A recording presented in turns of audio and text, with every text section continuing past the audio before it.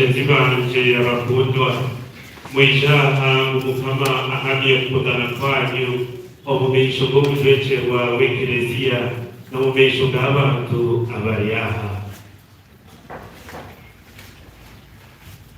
Okundana kwanyu obwo Kristo akushuchere emigisha ye obumwatuka batisimu akabeza mbwenu kati nabongera emigisha n'amaani n'amanige okubaha isakramento eri mubone kuhikiriza gye emyoga yanyu y'obushwere mukaguma hamwe nimwesigana okuyitsya okufa.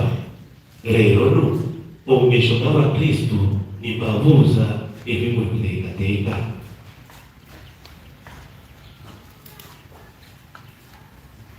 Imwe Valentine na Esther mwayekundira kwijaha atariho guceberezebwa.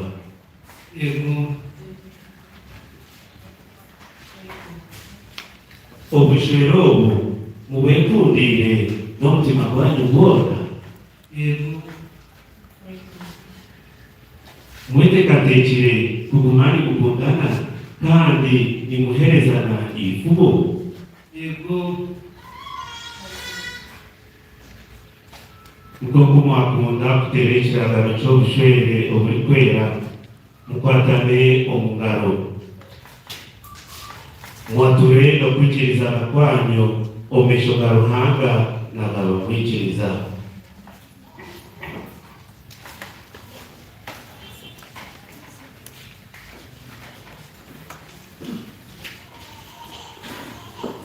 Nyowe muhereza Valentine ninkundiwe Esther Tunyina Akiki oba omukazi wanje nindagana kuba omwesigwa ahariwe omu businge n'omu bunaku n'omu magara barungi n'omu ndwara nimanya nkunda nkugirire ifubo amagara ganje gona.